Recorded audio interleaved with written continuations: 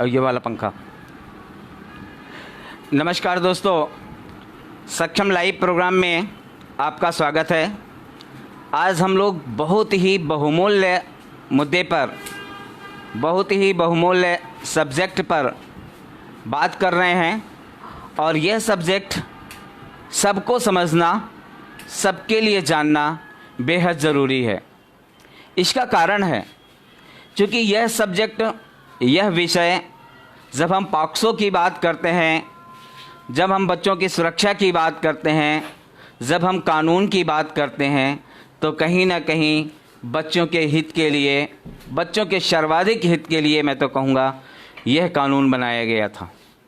इसकी जानकारी हम सबको नहीं होती, जिसके कारण बहुत सारे अपराधी बच जाते हैं, या हम कहें कि अपराध में लिप्त लोग तो बच ही जाते हैं, अपराध को संरक्षण देने वाले लोग भी बड़ी सफाई से बच जाते हैं। और उसका कारण यह है कि हम लोग इस कानून के बारे में नहीं जानते। तो पॉक्सो को यदि हम लोग समझें, यदि हम लोग जानें, इसके लिए हम लोगों ने यह एपिसोड तैयार किया है और आज इसी उद्देश्य से हम लाइव में बैठे हैं। इसको हमने 5 भागों में बांटा है और यह लाइव प्रोग्राम लगातार प्रति शनिवार आपको 5 भागों में दिखाया जाएगा। दोस्तों, इस प्रोग्राम को जानना, इस प्रोग्राम के लिए बारे में बात करना से पहले, जानने से पहले मैं आपसे अनुरोध करूंगा कि आप अपने बच्चों को भी साथ लेके बैठें। इसका कारण है, इसका कारण यह है कि हम तो जानते हैं, लेकिन अगर बच्चे नहीं जानेंगे तो मुझे लगता है यह अपराध उसी तरह बढ़ता जाएगा। हमें खुद के साथ साथ अपने बच्चों को भी इस कानून के बारे में बताना बहुत ज़रूरी है। Protection of children from sexual offence act यानी कि पॉक्सो 2012, यह कानून 2012 में पारित हुआ। 2016 के बाद, आपको याद होगा दिसंबर 2016 जब केस हुआ था दामिनी का, इसके बाद एक बहुत बड़ा आंदोलन चला, लगातार कई वर्षों तक आंदोलन रहा, लोगों की एक डिमांड रही है। उसके बाद इसमें संशोधन भी किया गया था, हम उसके बारे में भी बात करेंगे। तो इसलिए हम आपको बताना बहुत ज़रूरी समझते हैं, या आपको जानना बहुत ज़रूरी है। और लोगों की बहुत ज़्यादा मांग हो रही थी, लगातार लोग कह रहे थे कि आप पॉक्सो पे कब बात करेंगे, कब लोगों को जानकारी देंगे, कब लोग इसको समझ पाएंगे, बच्चों के साथ इतना ज़्यादा अपराध बढ़ता जा रहा है, इसके बारे में आप क्या कहेंगे। ये बहुत सारे प्रश्न हम सबके बीच में आ रहे थे, हम उसको देख रहे थे, समझ रहे थे। तब हमने सोचा कि क्यों ना हम पॉक्सो पे आज बात करते हैं। दोस्तों, पॉक्सो अधिनियम 2012 बच्चों के हित के लिए, उनकी सुरक्षा को ध्यान में रखते हुए यौन अपराध, यौन उत्पीड़न, पोर्नोग्राफी जैसे जो है संगीन मुद्दे जो थे, उसको ध्यान में रखते हुए इसको लागू किया गया है।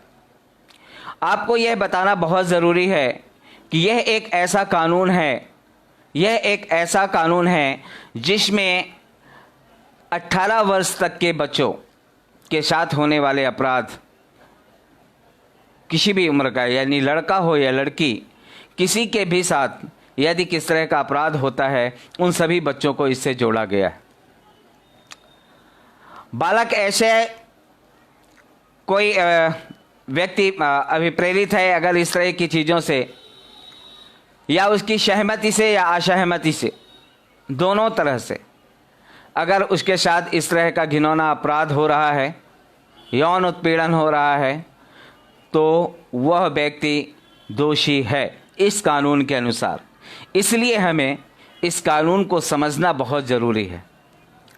अपराध कौन करता है, कौन नहीं करता, इससे लेना देना नहीं है, लेकिन अगर अपराध हो रहा है, वह संगीन है और उसको रोकना, उसके लिए लगातार प्रयास करना, वो हम सबका उत्तरदायित्व बनता है।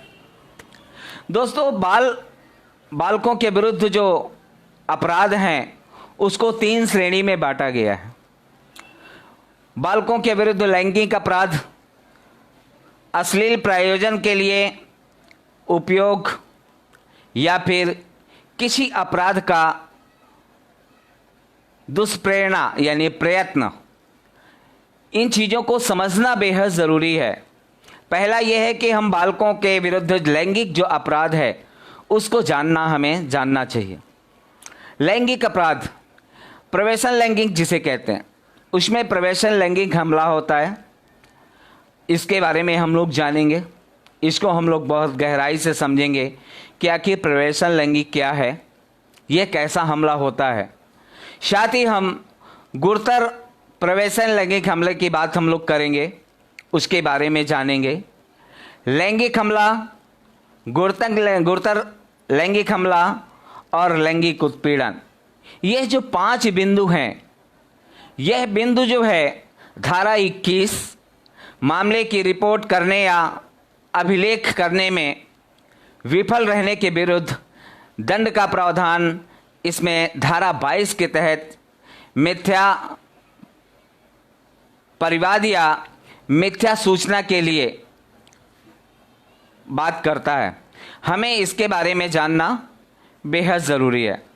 दोस्तों, इस कानून की आवश्यकता क्यों पड़ी, पहले हमें इसके बारे में जानना चाहिए। आप जानते हैं कि हमारे देश में ही नहीं बल्कि पूरी दुनिया में बच्चों के साथ होने वाले अपराध, इनकी संख्या बहुत ज़्यादा बढ़ रही है। आप बहुत सारे एक्टिविस्ट हैं, बहुत सारे ऐसी संस्थाएं हैं, बहुत सारे ऐसे लोग हैं जो लगातार बच्चों के सर्वाधिक हित के लिए प्रयास कर रहे हैं। सरकारों ने भी कम प्रयास नहीं किया, लेकिन वह प्रयास आखिर प्रयास ही क्यों रह गए, हमें इसके बारे में जानना भी ज़रूरी है। वह प्रयास इसलिए प्रयास रह गए क्योंकि जनता इसके लिए पूर्णतया तैयार नहीं होती, या हम लोगों के बीच तक इस तरह की कानून की जानकारियों को नहीं पहुंचा पाते। या हम कहें कि जिस तरह जब कोई चुनाव होता है उसके लिए एक ऐसा अभियान चलाया जाता है कि चुनाव में पूरे देश का एक भी बच्चा अछूता नहीं रह जाता कि किस पार्टी से कौन व्यक्ति चुनाव लड़ रहा है। एक भी व्यक्ति अछूता नहीं रह जाता कि हमें कौन व्यक्ति है जो चुनाव लड़ रहा है, कौन सी पार्टी चुनाव हमारे क्षेत्र में लड़ रही है, कौन सी व्यक्ति हमारे क्षेत्र में चुनाव लड़ रहा है, उस क्या काम करता है, वो हर कोई जानता है, हर कोई जान जाता है, हर कोई पहचान जाता है। उसका चेहरा एक बार पहचानने के बाद पूरे 5 सालों तक उस व्यक्ति का चेहरा याद रखता है जो व्यक्ति चुनाव लड़ता है। कारण इतने ज़्यादा फोटोग्राफ्स, इतने बैनर, यानी कि प्रचार अभियान के इतने तंत्र, इतनी सुविधाएं निकाली जाती हैं जिसका कोई जवाब नहीं। लेकिन जब कोई कानून बनता है, अगर इसी तरह इस कानून, जो भी कानून बनता है, अगर इसी तरह इस कानून की एक एक बारीकियों को यदि जनता के बीच में लाया जाए तो मुझे लगता है कि जनता पूरी तरह अवेयरनेस हो सकती है, जागरूक हो सकती है, और बच्चों के साथ हो रहे अपराध या जिस काम के लिए, जिस सोच के तहत जो कानून आया है, उसके लिए हमें अपने आप रास्ता मिल जाएगा। लेकिन ऐसा होता कहाँ है, ऐसा संभव कहाँ है, यह जानना, यह सोचना या इसके लिए हमें प्रयास करना बेहद ज़रूरी है। दोस्तों, जितनी खुशी होती है हमें एक कानून बनाने में सरकार को, जितना खुश होती है सरकार कि हम ये कानून लेके आ रहे हैं, उतनी ही खुशी उन्हें होनी चाहिए कि हम इस कानून के बारे में कितना लोगों को बता पा रहे हैं। अगर यह उपाय अगर नहीं किए जाएंगे तो मुझे लगता है कि हमारा बनाया, आपका किया हुआ प्रयास वह इसी तरह अधूरा बना रहेगा। और अगर कोई प्रयास अधूरा बना रहेगा तो उसका परिणाम दुखद होगा, यानी कि उसका परिणाम दिखाई नहीं देगा और फिर हम यही कहेंगे कि कानून आया लेकिन उसका उपयोग नहीं हो रहा। उपयोग होगा कहाँ से? उपयोग करने वाले, जिनको हम लोगों ने सुविधा के लिए बनाया है, बैठाला है, जिन्हें हम लोगों ने कुर्सियाँ दी हैं, जिन्हें हम लोगों ने कहा है कि भैया आप लोग बच्चों के साथ हो रही आपराधिक घटनाओं को रोकने के लिए आपको नियुक्त किया जाता है, वह अपने कान बंद करके इसी तरह बैठे रहेंगे जैसे अब तक होता रहेगा। आपराधिक घटनाएं रुकने का नाम क्यों नहीं ले रही हैं? इसके पीछे का रीज़न यही है कि हम लोग इसके बारे में सोचना ही नहीं बंद कर दिए। जब भी कोई घटना होती है हम बेहद आक्रामक रूप से आंदोलन करते हैं, खूब कोशिश करते हैं, लेकिन अपराध रोकने के लिए सिर्फ आंदोलन करने की ज़रूरत नहीं है। अपराध रोकने के लिए हमें उसके किए गए बनाए गए जो उपाय हैं उस पर हर किसी पे विचार करने की ज़रूरत है। आज फिर हम उसी सब्जेक्ट को लेके बैठते हैं। बालकों के विरुद्ध लैंगिक अपराध, प्रवेशिन लैंगिक हमला और उसके लिए जो दंड हैं, हम उसके बारे में चर्चा शुरुआत कर रहे हैं। मुझे लगता है कि आप बड़े ध्यान से इस चर्चा को सुनेंगे, समझेंगे और अपने सुझाव भी हमें देंगे। हमारा जो एक तो लगातार लाइव में आप देख रहे हैं, दूसरा आप हमें हमारे व्हाट्सएप नंबर पे यानी कि 9311124880 आप इसमें भी अपने सुझाव हमें दे सकते हैं। साथ ही आप हमें इस बारे में भी बता सकते हैं कि हमें और इसको किस तरह व्यापक रूप से, किस तरह और बेहतर ढंग से इसको लेके आना चाहिए। आपके जैसे भी सुझाव है, आप हमें ईमेल आईडी है जो हमारा saksham.del1 SAKSHAM saksham.del1@gmail.com आप इस पे भी हमें मेल कर सकते हैं। दोस्तों, हम लोग बात कर रहे हैं फिर से कि हमारा जो प्रवेशन लैंगिक, जब हम लोग बात करते हैं बालकों के विरुद्ध लैंगिक अपराध की, उसके तहत हम लोग प्रवेशन लैंगिक हमले की बात कर रहे थे। हम उसके दंड के भी बारे में धारा 3 जो है वो प्रवेशन लैंगिक हमले की बात करती है और उसके अंदर कोई भी व्यक्ति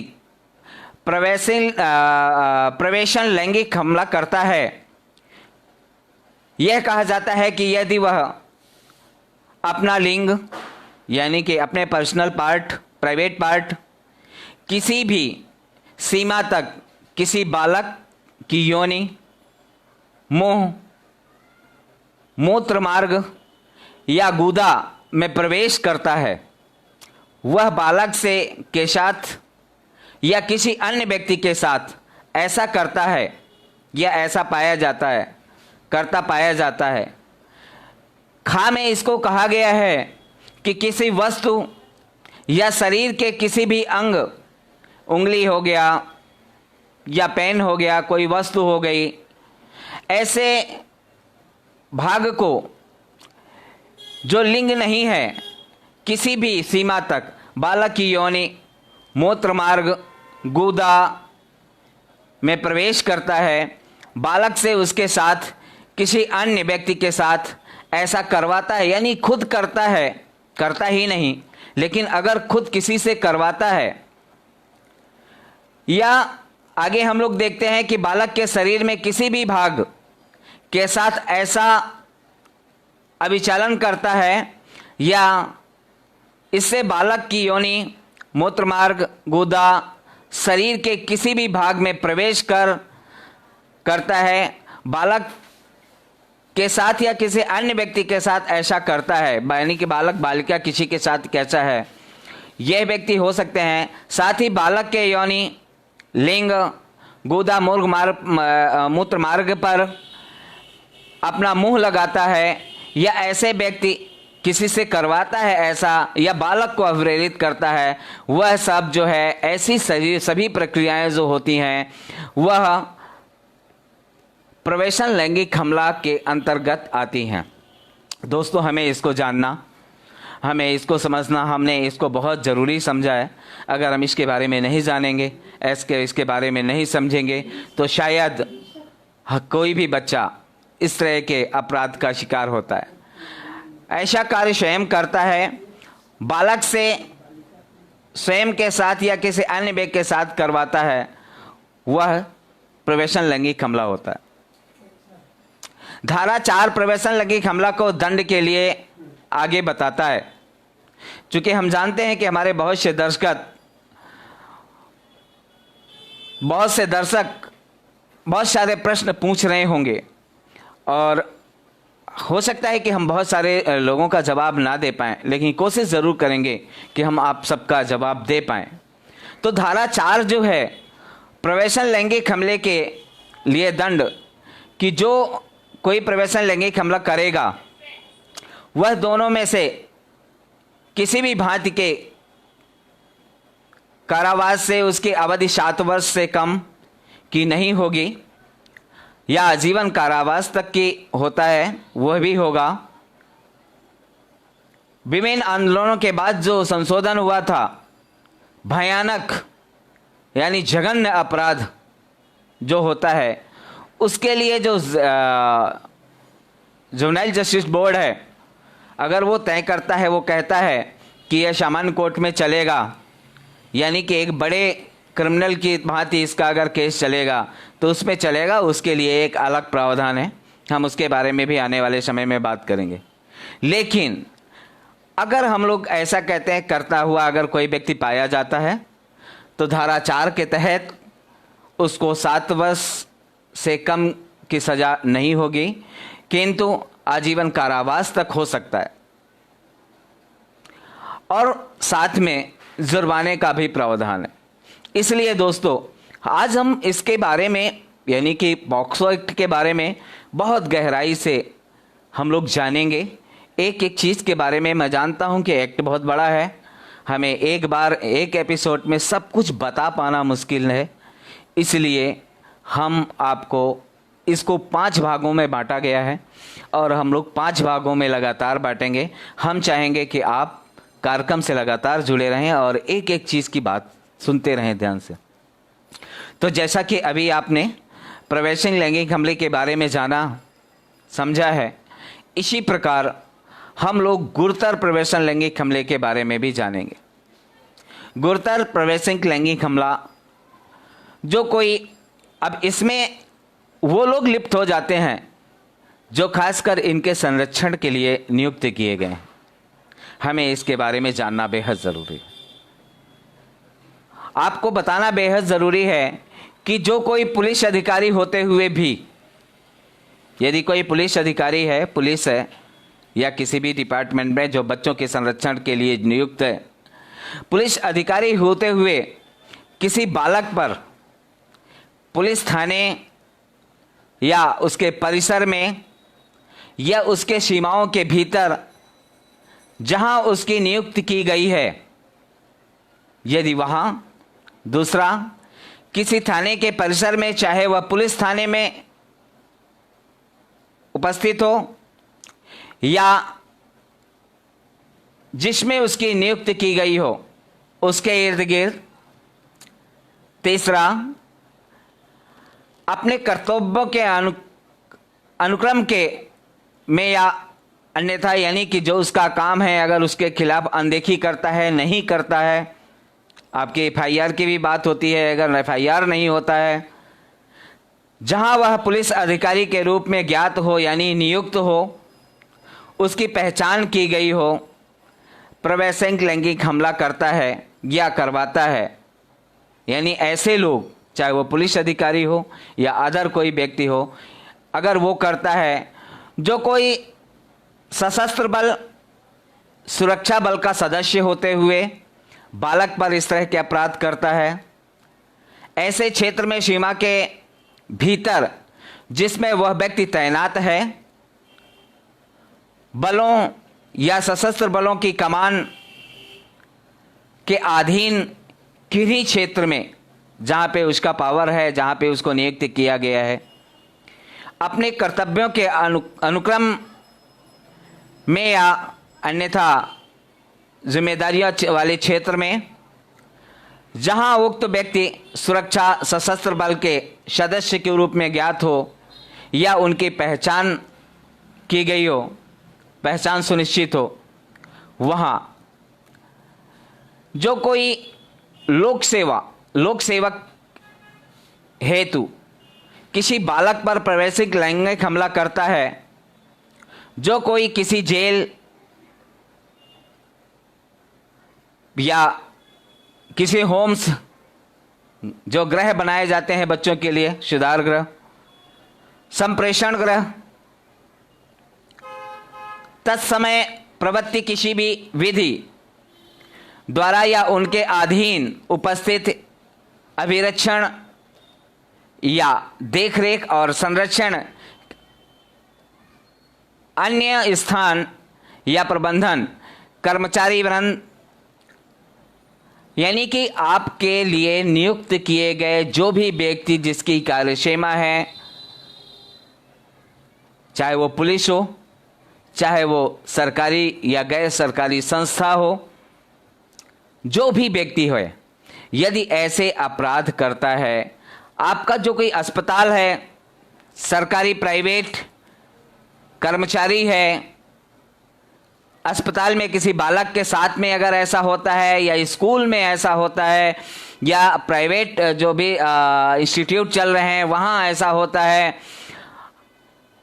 आपके जो ट्यूशन सेंटर हैं वहाँ ऐसा होता है, शैक्षणिक संस्थान, धार्मिक संस्थान से जुड़े हुए लोग, बालक सामूहिक प्रवेशन लैंगिक हमला कहा जाता है। यानी कि इस तरह के जो भी लोग होते हैं, अगर वो ऐसा करते हैं, उनके लिए भी इस कानून में कड़ा संदेश दिया गया है। जहां किसी बालक पर किसी समूह के एक या अधिक व्यक्तियों द्वारा समान आशय और अग्रसर करने की लैंगिक हमला किया गया है, वहां ऐसे प्रत्येक व्यक्ति द्वारा इस खंड के अंतर्गत सामूहिक प्रवेशन लैंगिक हमला किया जाना समझा जाएगा और प्रत्येक व्यक्ति उस कृत्य के लिए वैसे ही उत्तरदायी होगा या उत्तरदायी उसको माना जाएगा। यह इस कानून में दर्शाया गया है। बालक पर घातक आयुध, गर्म पदार्थ या संरक्षक प्रयोग हेतु प्रवेशक लैंगिक हमले के अंतर्गत ये सारी चीज़ जो की जाने वाली चीज़ें हैं वो होती हैं। बालक की या शरीर में नुकसान पहुंचाना, क्षति करते हुए, यानी कि किसी भी प्रकार के उसके शरीर के साथ छेड़खानी या दुर्व्यवहार, ये सभी चीज़ें प्रवेशिक लैंगिक हमला कहलाता है। कोई किसी बालक पर प्रवेशिक लैंगिक हमला करता है जिससे बालक शारीरिक रूप से अशक्त हो जाता है, मानसिक रूप से अस्वस्थ हो जाता है, तो मानसिक अस्वस्थ अधिनियम 1987 की धारा 2 के खंड खा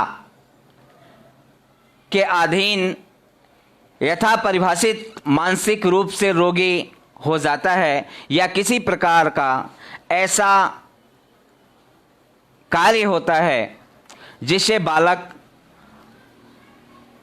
अस्थायी या स्थायी रूप से अनियमित कार्य करने के अयोग्य हो जाता है, यानी कि जो उसकी जीवन शैली उसके अयोग्य हो जाता है। बालिका की दशा में यह लैंगिक हमले के परिणाम स्वरूप गर्भवती हो जाती है यदि कोई बच्ची, यानी बालक और बच्ची और बालिका दोनों के लिए यह कानून बनाया गया। जैसा हमने कहा, बालक मानव प्रतिरक्षा, हास्य विषाणु या किसी ऐसे अन्य प्राणघातक रोग का शिकार हो जाता है या संक्रमण हो जाता है इस तरह की घटनाओं से, जो बालक के शरीर से आरोग्य करने की जो बनाने की जो क्षमता प्रवृत्ति हो जाती है, वह भी जो है इसी के अंतर्गत आता है, इसको भी हमें समझना बेहद ज़रूरी होता है। जो कोई बालक के मानसिक और शारीरिक अशक्त लाभ उठाते हुए, अब इस कानून को हमें जानना है, चूँकि हमें इसके बारे में जानना बेहद ज़रूरी है। जो हम लोग बात कर रहे हैं, हम लोग अभी उसकी बात कर रहे हैं जो सेवा के लिए है, लेकिन ऐसे बच्चों के लिए अगर कोई व्यक्ति उसकी कमजोरी का लाभ उठाता है, बहुत सारे केसेस ऐसे आते हैं। आपने देखा होगा टीवी चैनलों में अक्सर देखने को मिल जाता है, खासकर जब भी कोई बुद्धिजीवी इसके बारे में चर्चा करता है, तब आपको ये सारी चीज़ें सुनने को मिलती हैं और एक बार रोए खड़े हो जाते हैं इस तरह की जघन्य आपराधिक घटनाओं को सुन के, देख के। दोस्तों, यदि हम लोग इस चीज़ को नहीं समझेंगे, हम इसके बारे में शिकायत नहीं करेंगे, हम इसके बारे में जागरूक नहीं होंगे, तो सिर्फ डंडा और झंडा उठा लेने से कुछ होने वाला नहीं है। जहाँ पर भी हमें ऐसे अपराध नज़र आते हैं या ऐसे अपराध होते हैं, हमें वहाँ तुरंत अपनी कमर कसना होगा, हमें बोलना होगा।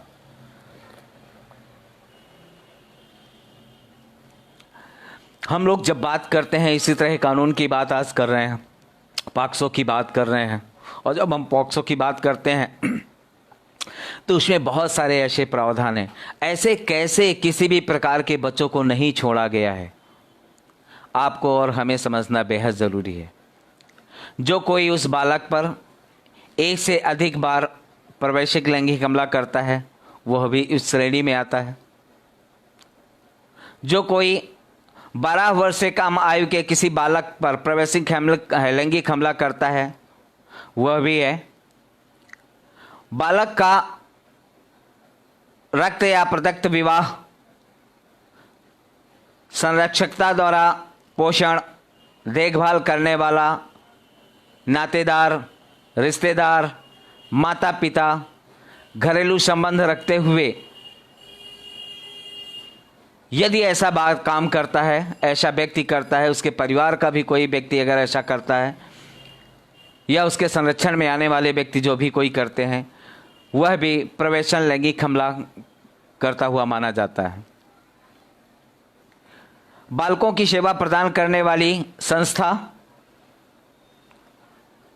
स्वामी, अब यहाँ पे कानून में संस्था की बात की गई है और स्वामी की बात की गई, दोनों की है। बच्चों के लिए काम करने वाली है, वो चाहे सरकारी संस्था हो चाहे वो गैर सरकारी संस्था हो, और इसके लिए स्वामी की बात की गई है, यानी कि संस्था का मालिक हो सकता है।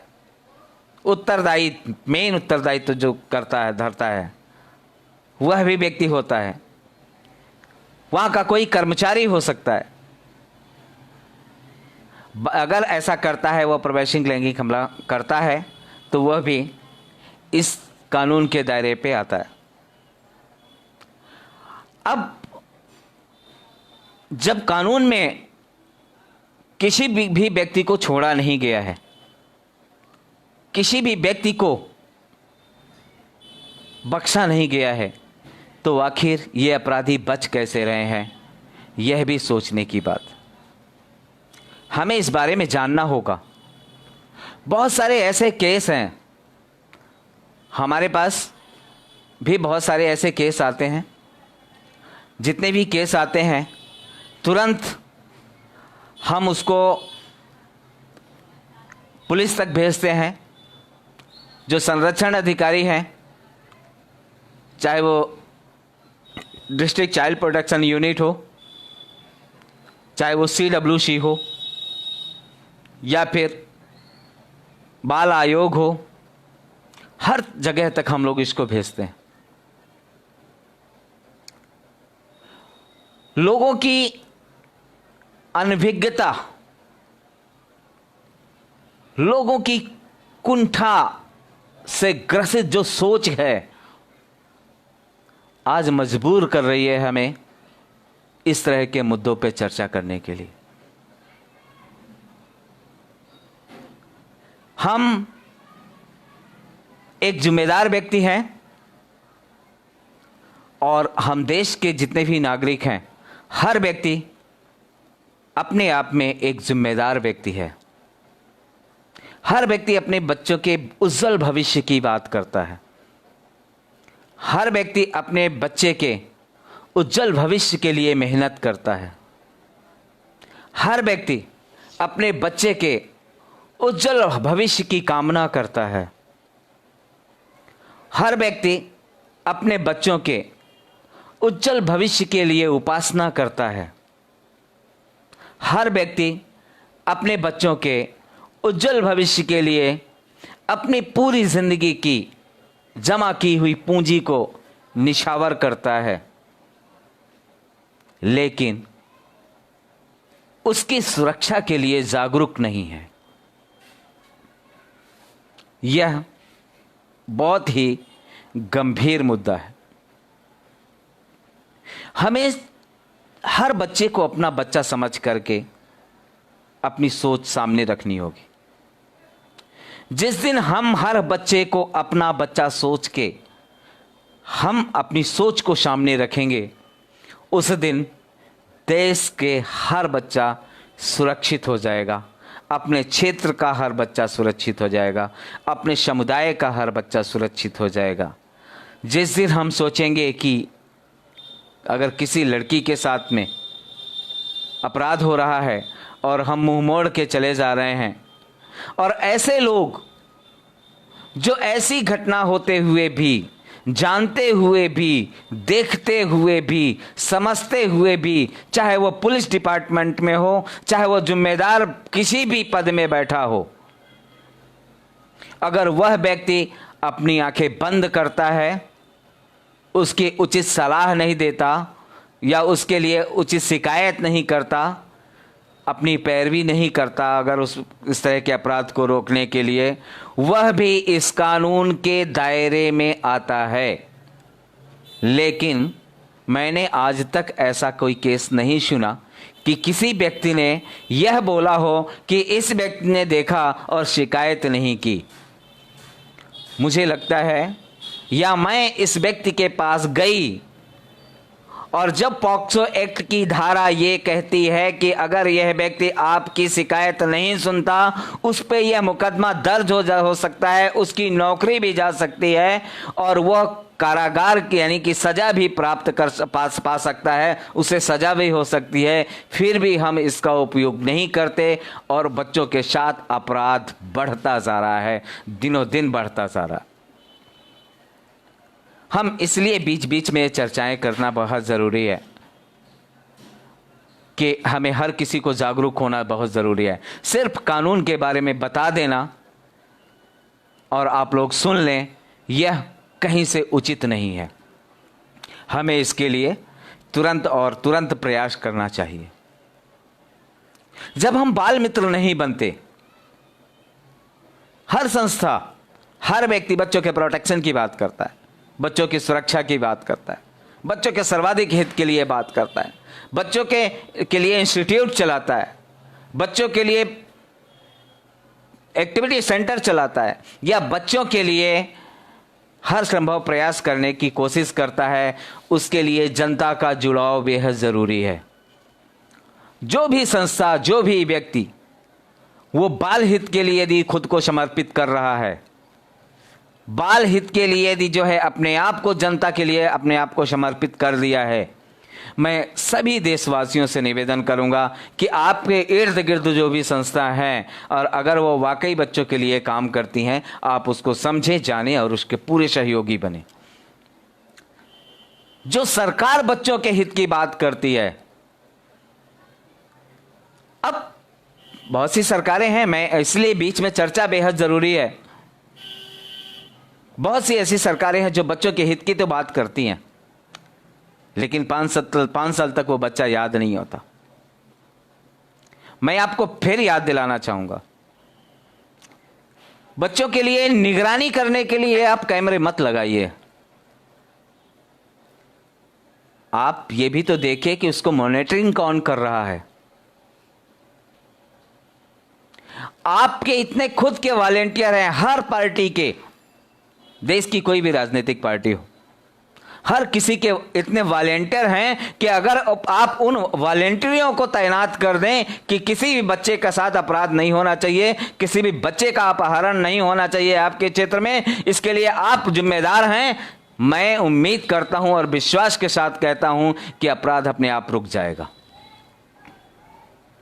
बल्कि अपराध पूरी तरह रुकेगा नहीं तो क्या हुआ, लेकिन कम से कम 40 से 50-60% तक अपराध में कमी आ जाएगी, क्योंकि आपके साथ में इतने ज्यादा लोग तैयार हो जाएंगे। सिर्फ स्वयंसेवी संस्थाओं का काम नहीं है या सिर्फ सरकार का काम नहीं है, बल्कि यह काम देश के हर एक व्यक्ति के लिए बेहद जरूरी काम है और इसके लिए हमें जिम्मेदारी लेनी पड़ेगी। मैं फिर कहता हूं, जिस बच्चे के जन्म पे आप खुशियां मनाते हैं, जिस बच्चे से आप राखियां बंधवाते हैं, जिस बच्चे के लिए आप पूरा जीवन निछावर करते हैं, उस बच्चे के दोस्त या उस बच्चे की सहेली को भी आप संरक्षण देने की जिस दिन सोच बना लेंगे, उस दिन सब कुछ सही हो जाएगा। आपके यहां पे जो कमेटियां बनी हुई हैं, चाइल्ड प्रोटेक्शन कमेटी बनी हुई है, किस लिए बनी हुई है? आपके स्कूलों में चाइल्ड प्रोटेक्शन बनी हुई है कमेटी। अभी मैंने उसको फंक्शनिंग में तो नहीं देखा, लेकिन सुन रहा हूं कि चाइल्ड प्रोटेक्शन कमेटी बनी हुई है। नाम देने से कुछ नहीं होगा, उसने किस बच्चे का प्रोटेक्शन आज तक किया है वो मुझे जानने का हक है, या जनता को जानने का हक है कि आपने आखिर कौन से ऐसे बच्चे हैं जिनको आपने संरक्षण दिया हुआ या दिया है। आपके स्कूल के बाहर बच्चा जैसे ही निकलता है, बहुत सारे मनचले लोग खड़े रहते हैं, कभी आपने ध्यान दिया होगा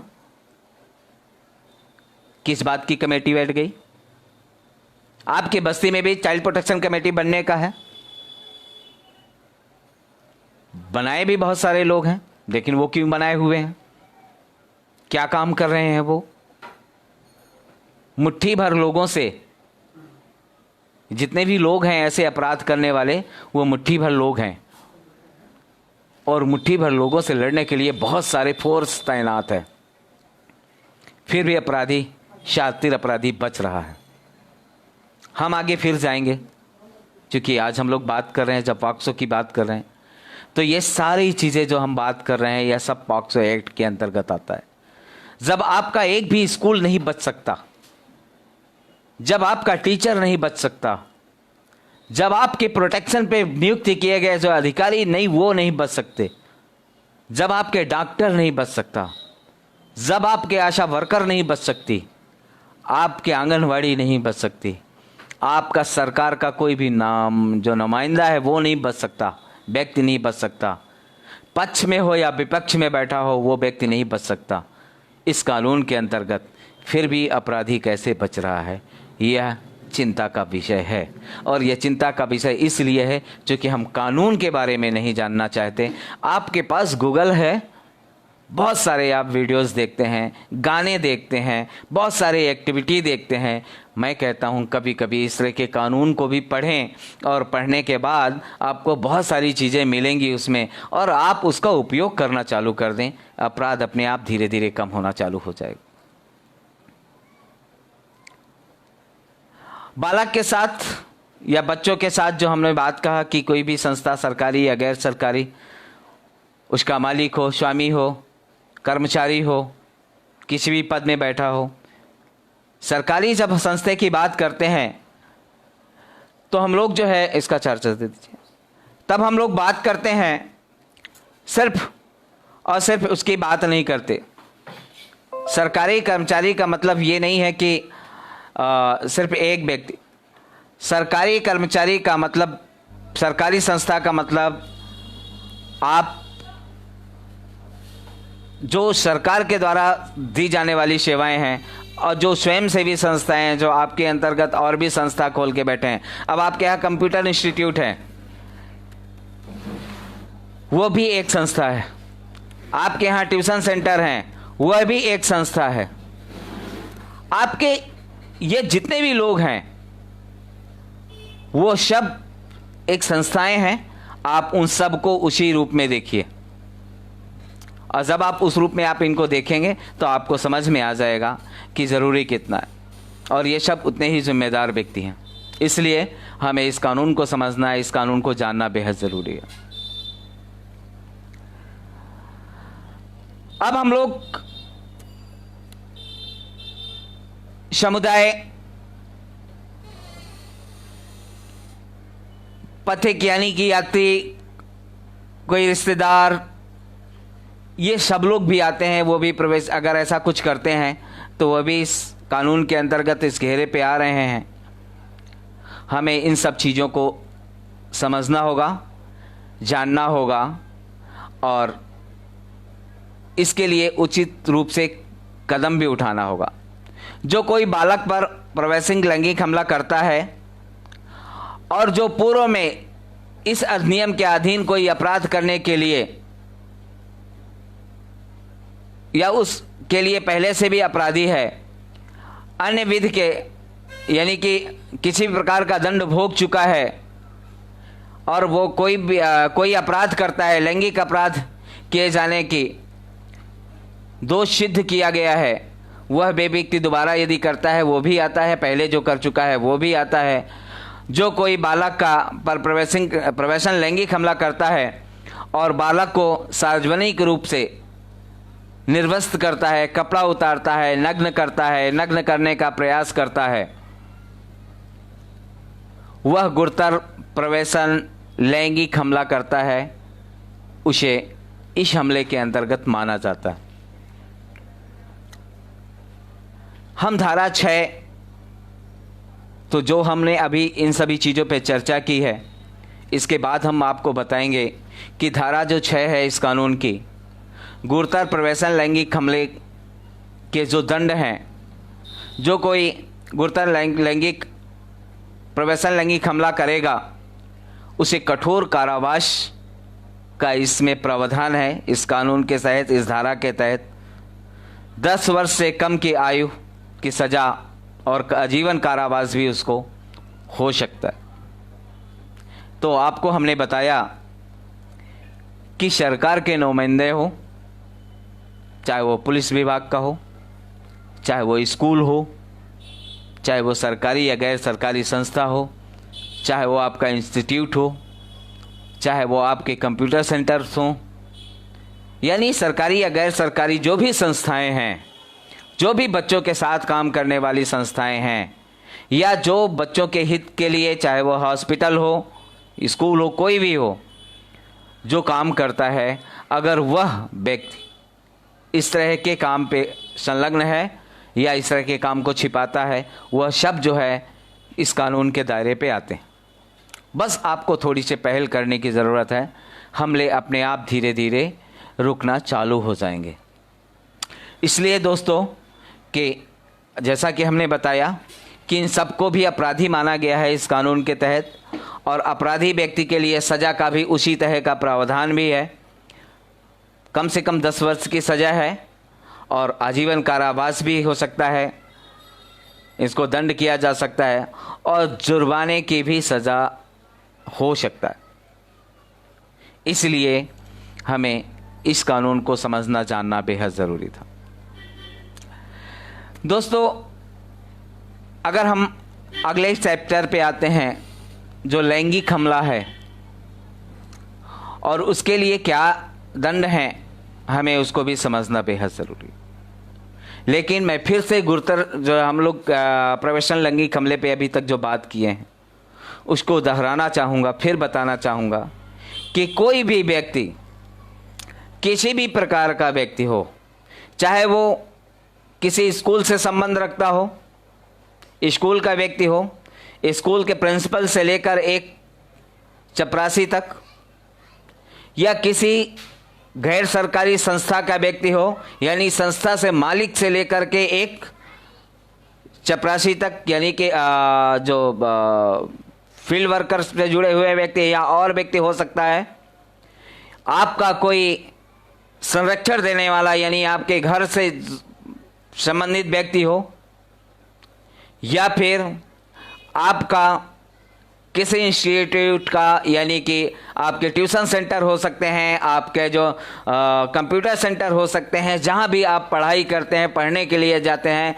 वो हो सकते हैं, आपके हॉस्पिटल हो सकते हैं, आपके आंगनवाड़ी सेंटर्स हो सकते हैं, आपका यानी कि बच्चों के लिए हित के लिए तैयार किए गए वो लोग, या इससे संबंधित जो भी व्यक्ति प्रवेशन लैंगिक हमला करता है, या ना कोई बच्चों के गुप्तांग के साथ में छेड़खानी करता है, उसके गुप्तांग में या तो उंगली डालता है या फिर जाकर के अपने गुप्तांग को प्रवेश करता है, या फिर किसी पार्ट्स को, किसी पेन पेंसिल अथवा किसी भी चीज़ का प्रवेश करता है या छेड़खानी करता है, वो पूरे का पूरे सभी लोग जो है वह जो है प्रवेशन लैंगिक हमले अंतर्गत आता है। और इस तरह के लोगों को जो सज़ा का प्रावधान हमने बताया है वह बिल्कुल क्लियर है। इस कानून में उस तरह की सज़ा का प्रावधान है और आपको उसके लिए पहल करना होगा। अशोक पांडे जी यहाँ लिख रहे हैं, यहाँ पर 3 बातों को समझना होगा। पहला, एक्ट के क्रियान्वयन और अनुपालन तथा दूसरा सामाजिक चेतना व सामाजिक जवाबदेही, और तीसरा बाल संसद। और इन तीनों को जो प्रभावित करता है वह है भ्रष्टाचार और अपराधियों को राजनीतिक संरक्षण देने वाला जो व्यक्ति है उसके भी बारे में आपने लिखा है। किसी कानून का अथवा एक्ट का बन जाना मात्र उपाय नहीं है, बल्कि बिल्कुल सही बात है, आपने सही कहा है। और आज हम उसके क्रियान्वयन की ही उसमें बात कर रहे हैं। और जहाँ तक अभी हम लोगों ने बात किया है तो वो पूरी आपने उसका निचोड़ दिया हुआ है। आपका बहुत बहुत धन्यवाद अशोक पांडे जी। हम पूरा इसी बात पे फोकस कर रहे हैं और हम इस बात के लिए लगातार प्रयास कर रहे हैं। और सिर्फ एक अशोक पांडे जी या एक हमारे होने से कुछ होने वाला नहीं है, बल्कि इसके लिए हजारों लाखों की तादाद में अशोक पांडे या संतलाल जैसे लोगों को खड़ा होना होगा। बल्कि हर समुदाय पे ऐसे व्यक्ति, इस तरह के कुकृत जो होती हैं, इस तरह की जो घटनाएं होती हैं, उसको बचाने के लिए खासकर जो जिम्मेदार लोग होते हैं वो संरक्षण करने वाले लोग हैं। मुझे बिल्कुल शर्म नहीं आ रही है, मुझे कहने में बिल्कुल आज संकोच नहीं हो रहा है, और बल्कि आज हर चैनल पे हंसते हुए देखते हैं। लेकिन आज मुझे दुख हो रहा है इस बात के लिए कि इतना अच्छा कानून होते हुए भी बच्चों के साथ अपराध बढ़ रहे हैं, कम होने का नाम नहीं ले रहे। इसका मेन कारण जो अशोक भाई आपने बताया है, क्योंकि जो मेन कमेंट्स आ रहे हैं मैं उन्हीं को पढ़ रहा हूं, कि हमें समझना होगा एक इसके अनुपालन की, क्रियान्वयन की। तो क्रियान्वयन के बारे में पहले ही मैंने आपको बताया है कि जिस तरह आप जब चुनाव लड़ते हैं उस तरह का कैंपेन चलाते हैं महीनों का, और उसके तहत हर बच्चा तक पता चल जाता है कि कौन व्यक्ति चुनाव लड़ता है, कौन व्यक्ति चुनाव नहीं लड़ रहा है, किसको वोट देना है, किसको नहीं वोट देना है। इस तरह का अगर कैंपेन बच्चों की सुरक्षा को लेकर के, पॉक्सो एक्ट को लेकर के यदि चलाया जाए तो अपराध कम हो सकता है। यही बात तो हम कर रहे हैं। तो क्रियान्वयन जो है, इसका अनुपालन की हम लोग बात यदि कर रहे हैं, इसके जो जिम्मेदार लोग हैं उनको पूरी तरह संवेदनशील हो। मैं ये नहीं कहूंगा, बहुत सारे ऐसे पुलिसकर्मी मुझे मिले हैं, मैंने उनसे बात की है, उनके आंसुओं को देखा है। मैंने जजों को, चूंकि मैं बहुत सारे केस को खुद देखा हूं, एडवोकेसी कर रहा हूं, पैरवी कर रहा हूं, उनके लिए न्याय के लिए लड़ाई लड़ रहा हूं। आपसे भी उसी तरह सहयोग मांगता हूं कि आप हमारे हाथ पैर और आंख और कान बने, ताकि हम और बच्चों के लिए मदद कर सकें, उनको प्रोटेक्शन या उनको संरक्षण दे सकें, उनके न्याय के लिए लड़ सकें। तो जो आप कह रहे हैं अनुपालन के लिए, तो बहुत सारे ऐसे लोग हैं जिनके आंसू मैंने देखे हैं। बच्चों के लिए लड़ने के लिए वो दिन रात एक कर दे रहे हैं। बहुत सारे ऐसे पुलिसकर्मी हैं, उन सबको सलूट करने का दिल करता है, उन सबको दिल से धन्यवाद देता रहता हूं मैं। लेकिन बहुत सारे ऐसे लोग भी देखे हैं जो मुंह मोड़ के चले भी जाते हैं। और खासकर ऐसे लोग मैं टीवी में देखता हूं, खासकर ऐसे लोग मैं न्यूज में देखता हूं। वीडियो बनाने का शौक है, लेकिन बचाने की जिम्मेदारी हमारी नहीं है। वीडियो भी बनाओ, क्योंकि इससे केस उजागर होते हैं, इसमें कोई दो राय नहीं है, लेकिन एक पहल भी करो जिम्मेदारी के तहत। अपराधी, चूंकि मैं बता रहा हूं, मुट्ठी भर लोग हैं, इन मुट्ठी भर लोगों को हजारों और लाखों की तादाद में, यदि देश की 130 करोड़ की आबादी में यदि 1% अगर अपराधी हैं भी, तो बाकी 99% आंखें वो हैं जो देख रही हैं, 99% आंखें वो हैं जो सिर्फ मौन खड़ी हैं। एक ऐसा उबाल आता है, एक ऐसा उफान आता है जब कोई बहुत शर्मनाक घटना हो जाती है, उस समय उफान आ जाता है और हम रोड पे उतर जाते हैं। हर बेटी के लिए मुझे रोड पे उतरना होगा, आप सबको रोड में उतरना होगा, बल्कि रोड में उतरने से ही नहीं, अगर ऐसा अपराध हो रहा है तो हमें उसके लिए खड़ा भी होना होगा। सामाजिक चेतना की जो आप बात कर रहे हैं, मैं उसके लिए बात कर रहा हूं। और इसीलिए जो जवाबदेही है, तो जवाबदेही सिर्फ सरकार की नहीं है, जवाबदेही सिर्फ कोर्ट की नहीं है, जवाबदेही सिर्फ पुलिस की नहीं है, जवाबदेही हमारी भी है, क्योंकि हम ऐसे केसों को वहां तक पहुंचाते भी नहीं हैं। आपको लिखित रूप में ऐसी चीजों को समझना होगा। हम आगे चर्चा भी करेंगे आने वाले समय में कि हम इसको कैसे, इसकी एफआईआर कैसे दर्ज करवाएंगे। हम आगे आने वाले समय में यह भी चर्चा करेंगे आप एप्लीकेशन कैसे लिख सकते हैं, क्योंकि खासकर एप्लीकेशन आपने देखा होगा जैसा स्कूल में सिखाया जाता है। आज हम आपको एक एक धारा क्यों बता रहे हैं, धाराओं के बारे में आपको क्यों ज्ञान दे रहे हैं, क्यों हम आपको इस तरह की चीज़ों का अवेयरनेस कर रहे हैं, जगा रहे हैं। इसलिए कि आप एप्लीकेशन पे यदि लिख देंगे कि इस कानून की धारा, इसके तहत ये अपराध, अगर आप इसका एफआईआर दर्ज नहीं करते, इसकी शिकायत नहीं सुनते हैं, तो आप इस सजा के प्रावधान, इसके हकदार हैं। आप किसी लेटर में लिख करके देखिए, 2 मिनट में एफआईआर होगी। आप उस लेटर को पोस्ट कर दीजिए, तुरंत एफआईआर होगी। करना पड़ेगा, बहुत सारे आयाम हैं, विभाग हैं इसके, क्योंकि हम पुलिस के सिवाय बाकी किसी को जानते नहीं हैं। आपका एसीपी है, आपका डीसीपी है, आपका पुलिस कमिश्नर है, आपके यहाँ पे जो है डिस्ट्रिक्ट चाइल्ड प्रोटेक्शन यूनिट है, आपके पास सीडब्ल्यूसी है, आपके यहाँ पे क्षेत्रीय में बहुत सारी ऐसी संस्थाएं हैं जो काम कर रही हैं। मुझे लगता है सबके बारे में हमें जानकारी देना या सबसे जानकारी लेना बेहद ज़रूरी है। सबसे पहला आपका दायित्व है कि आप अगर देख रहे हैं और फिर भी अगर आंखें मोड़ रहे हैं, तो आप इस कानून के घेरे में आएंगे, हम इसके बारे में आगे चर्चा करेंगे। तो आज आपने जो सुना है, आज आपने जो देखा है, अभी तक देखा है, हम लोगों ने बात किया है प्रवेशन लैंगिक हमले पे, हमने बात किया है प्रवेशन लैंगिक हमले के साथ साथ कि ये कानून क्या है, क्यों है, और आज हमने जो बात किया है इस कानून के क्रियान्वयन के लिए, इसके अनुपालन के लिए सामाजिक चेतना कैसे आएगी, हमने उसके लिए बात किया है। हम जवाबदेह कैसे हैं, तो हम सब जवाबदेह भी हैं, हमें अब सबको हमें उसी दृष्टि से देखना होगा। तो इसको समझना, हमने गुरुतर प्रवेशन लैंगिक हमला की बात की है, यानी एक प्रवेशन लैंगिक हमला की बात की है, दूसरा हमने गुरुतर प्रवेशन लैंगिक हमले की बात की है। आज हम लोग 2 सब्जेक्टों पे हम लोगों ने बात किया, प्रवेशन लैंगिक हमला और गुरुतर प्रवेशन लैंगिक हमला। एक तो प्रवेशन लैंगिक हमला करने वाले लोग थे जिनके बारे में हम लोगों ने आपको बात किया था, उसके तहत हम लोगों ने कि धारा 3 के तहत इसके तहत शिकायत दर्ज की जाती है, और धारा 4 के तहत इसके लिए सजा का प्रावधान जो है आजीवन कारावास भी हो सकता है, जुर्माना भी इसको दिया जा सकता है, और मिनिमम जो कम से कम सजा है वह 7 साल की सजा का प्रावधान भी हम लोगों ने आपको इसके बारे में बताया। तो दोस्तों, साथ ही ये कौन कौन से कानून हैं, हमने जो प्रवेशन लैंगिक हमला बताया था कि क्या होता है, दूसरा हम लोगों ने बताया गुरुतर प्रवेशिंग लैंगिक हमला, हमने उसके बारे में भी बात किया है।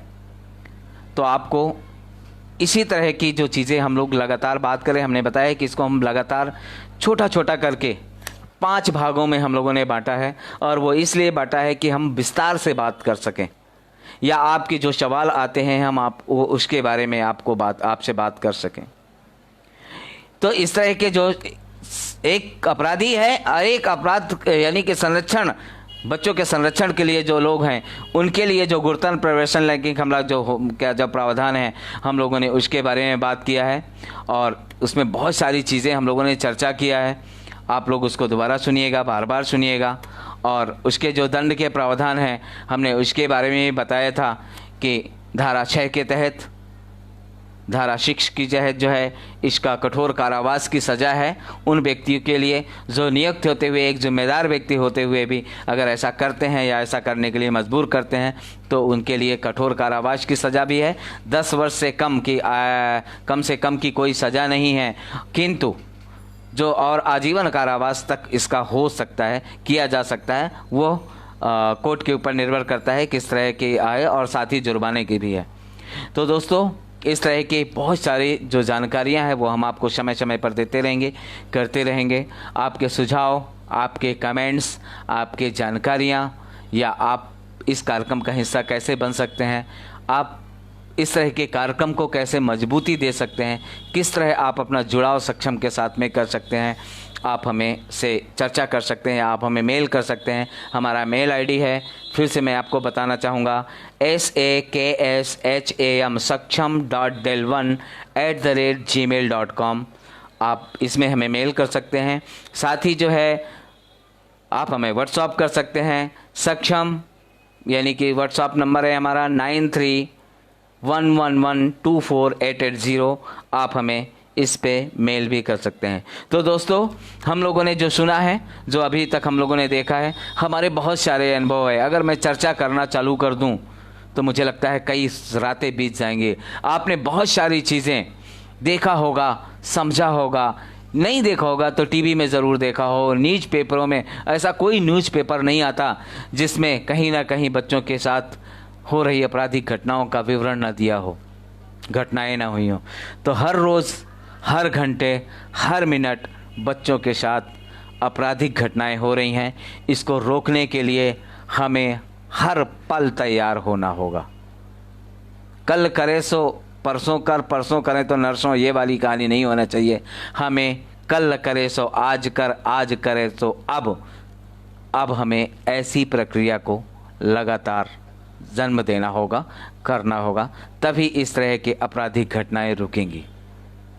दोस्तों, सक्षम लगातार प्रयास कर रहा है। बहुत सारे ऐसे केस हैं जिन केसों के लिए एडवोकेसी कर रहा है, पैरवी कर रहा है। और अभी फिर से अशोक जी ने लिखा है, लास्ट कमेंट्स है, मैं ज़्यादा तो नहीं पढ़ पाऊँगा, लेकिन अभी उन्होंने लिखा है कि अभी 15 दिन पहले मोतिया खान में 7 साल की बच्ची के साथ बलात्कार हुआ। मुझे भी सूचना मिली। सुबह 6 बजे से दोपहर 2 बज गए, तब जाकर प्राथमिकी दर्ज की। बिल्कुल सही बात है। लगातार प्रयास करने के बावजूद भी अगर शिकायत दर्ज हुई, वह भी बहुत प्रयास के बाद, ऐसी घटना की संवेदनशीलता को समझना होगा। बिल्कुल सही बात है।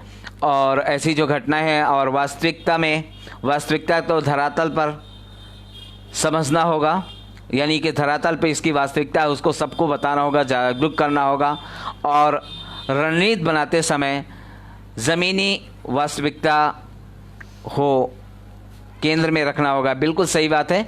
आप जो भी हमें कोई रणनीति बनाते हैं या हमें वो हैं, तो हमें उसकी ज़मीनी वास्तविकता को भी हमें साथ में रखना होगा और ध्यान में रखना होगा, तभी जा कर के बच्चों के साथ हो रहे अपराध रुकेंगे। और हम लोग लगातार इस तरह के, और अशोक भाई जैसे लोग, थैंक यू सर, आप एक बच्ची के जीवन को न्याय दिलाने के लिए, उसके लिए लगातार प्रयासरत हैं। उन सभी साथियों को जो बाल हितों के लिए, मेरे साथ में जुड़ी हुई बहुत सारी ऐसी संस्थाएं हैं जो लगातार चिंतन कर रही हैं, मंथन कर रही हैं, लगातार प्रयास कर रही हैं, उन सभी साथियों को, लगातार बाल हित के लिए प्रयास कर रहे बहुत सारी ऐसे संस्थाएं हैं जो प्रयास कर रही हैं, उन सभी साथियों को मैं हृदय से आभार व्यक्त करता हूं। आप सभी दर्शकों को का भी मैं हृदय से आभार व्यक्त करता हूं और उम्मीद करता हूं कि आप आज के इस संवाद से खुश होंगे और सबको चिताएंगे, सबको बताएंगे। और जैसे कि आप किसी भी प्रकार की अगर शिकायत दर्ज नहीं हो रही है, उसके लिए कैसी रणनीति फॉलो करेंगे, क्या करना है, हम उसके बारे में आगे आने वाले समय में ज़रूर चर्चा करेंगे।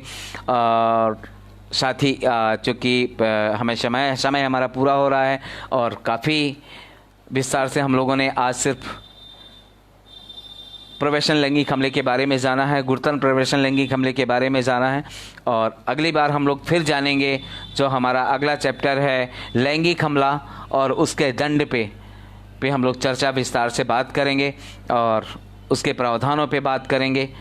तो किसी भी प्रकार का अपराधी हो, बच्चों के साथ अपराध करने वाला व्यक्ति कोई बचना ना चाहिए। हर व्यक्ति, हर बच्चे को न्याय मिलना चाहिए। उसके लिए हमारा और आपका लगातार प्रयास होना चाहिए। इसी के साथ आज हम इसी सोच से आपके साथ में विदा लेते हैं। आप सबका बहुत बहुत धन्यवाद। आपका सहयोग, आपका प्रयास, आपकी जो विश्वास, हमारे लिए जो विश्वास है वह बना रहे। इसी तरह हमें ईश्वर से इसी की कामना करते हैं और उम्मीद करते हैं आप स्वस्थ रहें, खुश रहें, जहाँ भी रहें सुरक्षित रहें। और अभी वर्तमान में जो एक हमारे ऊपर हमला है वो कोरोना का है। आप इससे भी सावधान रहें, जागरूक रहें और दूसरों को भी जागरूक करें। धन्यवाद, नमस्कार।